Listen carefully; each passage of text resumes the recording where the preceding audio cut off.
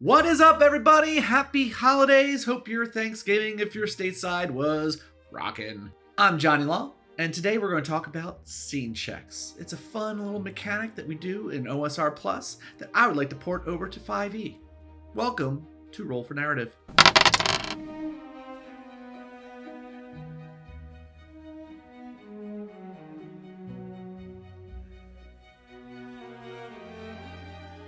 So what exactly is a scene check? It's a way for the GM to kind of speed up things when doing montages or long-form travel sequences or a heist maybe, just where you don't want to get into the nitty-gritty and roll for every single action, but instead break it up into 1 or 3 scenes, which will be done as 1 or 3 rolls, and allow everyone to contribute something to kind of make it happen and create this cinematic experience. So when doing scene checks, it is a success roll. The group will get what they want to get done, but it's how cleanly it gets done and what other repercussions might show up because of it. So the way it works is one player leads the action. They'll actually be doing the roll. Why this matters in OSR Plus is because there's many different ways that you can have advantage or disadvantage on your roll, whether it be through your origin or some other factor in your character. Another player will contribute their attribute, which is determined by the GM. In the example that I'm going to give now, where we're going to do a prison break, the first attribute that'd be used for this prison break would be smart, because what they're going to be doing is working off the knowledge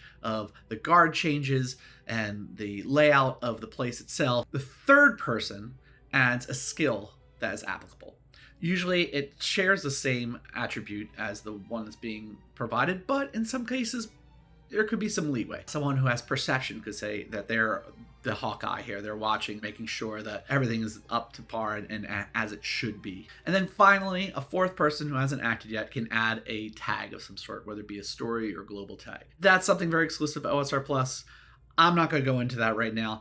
I did talk about in this video up here. It's a bit lengthier. It's a 30-minute video, but you can skip around. There's chapters and all that, so check it out. There is no true failure. It's a success check. You could have poor results. You could have success with a cost. You can have clean success. You could have a GM advantage because you did really well, or you could have player or maybe even 2 player advantages if you do really, really well. And in each scene, the bar raises. Average in scene 1 is a 7 to a 10, but an average in scene 2 is 11 or a 12.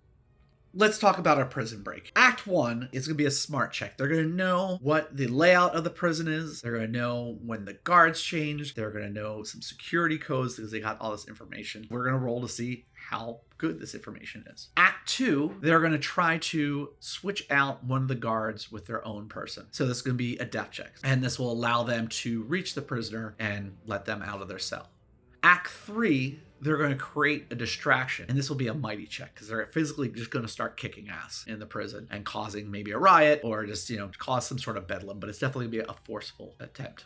So the GM can actually in Act 2 or 3 add a raise to it, where they're going to step up the level a little bit, but give you something as a bonus. So a great example for this one is that maybe they have a cellmate which also needs rescuing. It's a very pivotal figure and will give you some kind of bonus in the story. Or perhaps you take a wager in scene 2, which is that you're actually going to take out the main guard box, which will give you a bonus for scene 3. And like I said, it escalates, so it gets harder. So taking that risk on scene 2 to lower the risk on scene 3 could be very advantageous. All right, so how would I port this over to 5e?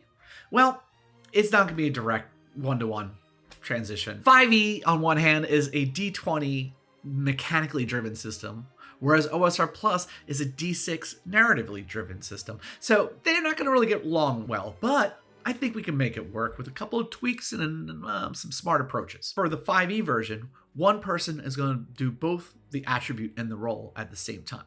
I'm saying this because it works better with virtual tabletops, to be honest.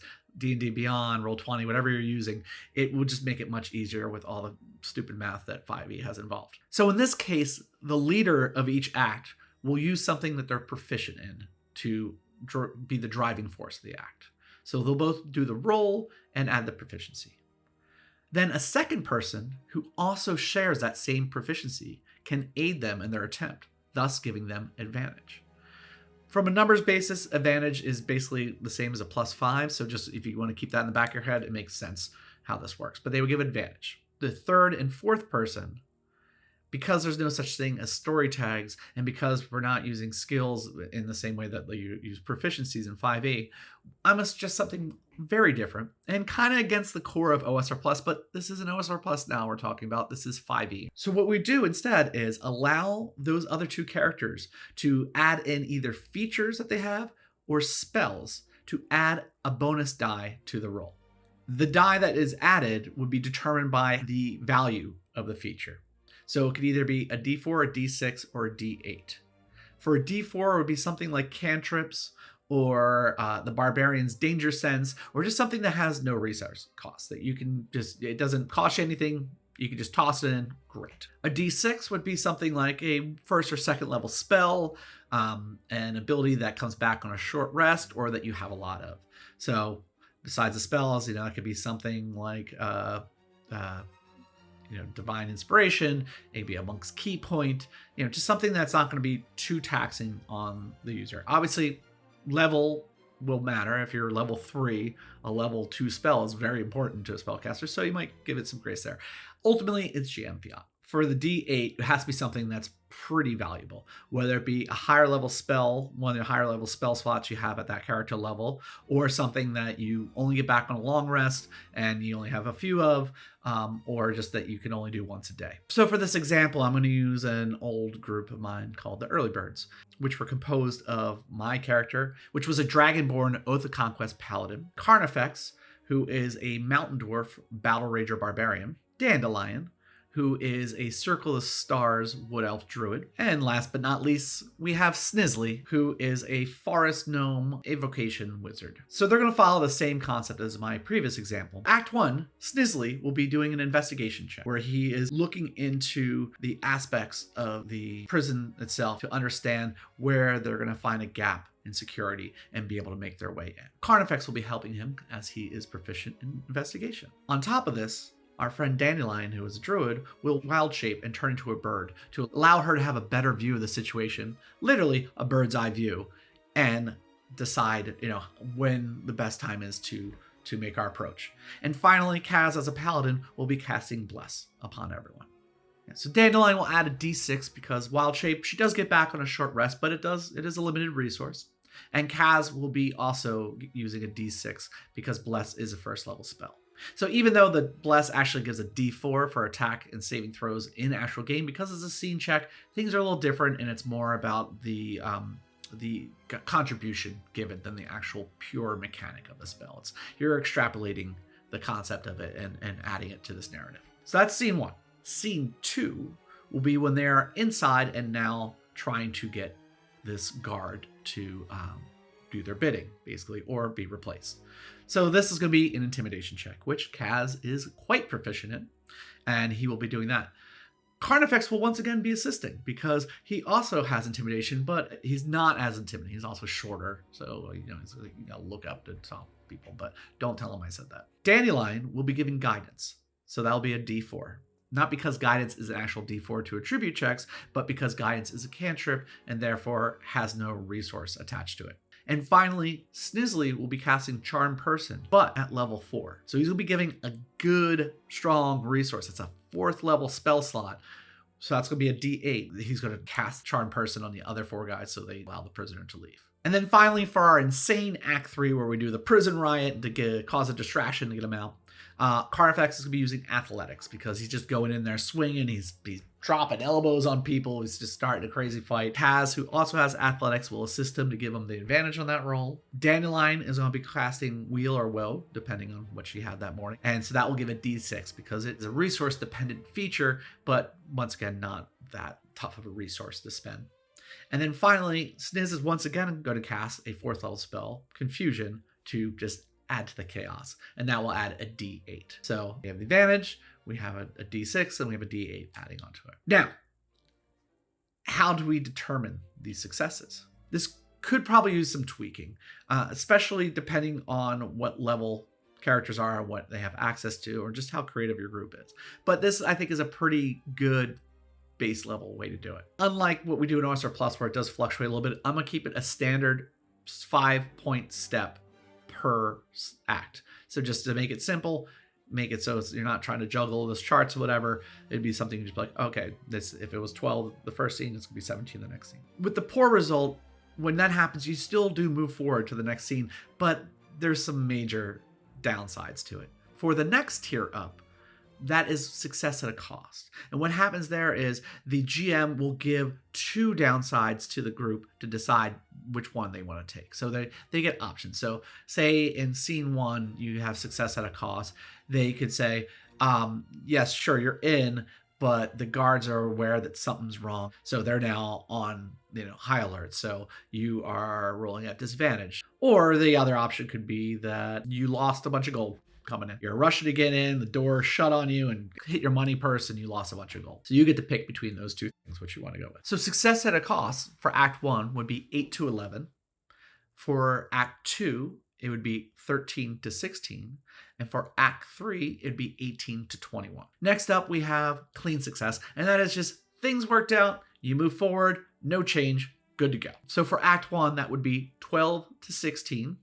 For Act 2, that would be 17 to 21. And for Act 3, it'd be 22 to 26. Next up, we have the GM advantage. That means you've done well, you've got it done, no downsides. In fact, you actually did something that just worked out even better in your advantage. And that could be, moving forward, you get an automatic plus to it, to your next roll, or maybe just something a little flavorful happens, or maybe you find a treasure in the process, or maybe you find a new ally. I don't know. It's the GM's right to decide. So for Act 1, that would be a 16 to a 20. For Act 2, it'd be a 21 to a 25. And for Act 3, it'd be a 26 to a 30. Finally, if you do so damn well, you, the players, get to decide what happens to your advantage. You're the man now, dog. You get to shape the narrative yourself. You get to add something. And obviously the GM has the final say what is allowed and what isn't allowed. Let's not be silly. But you could just add extra lore things. You could add something completely unrelated to the same scene, but as would help your overall adventure. You can just get to add a little something as long as it's not ridiculous and the GM agrees. So for Act 1, that would be a 21 and above. Act 2, a 26 and above. And for Act 3, a 31 and above. Now, you want to get a little even crazier? Let's get fucking crazy. Let's add critical fails to this equation. Now, I know what you're thinking. Critical fails, everyone thinks it's stupid, the fumbles, whatever. It's a 1 in 20 chance to do it. And that's too easy to hit and to fall upon, especially when you're doing like attack rolls and stuff like that. And you worry about martial classes that can attack multiple times, they get penalized more, blah, blah, blah, blah, blah, blah.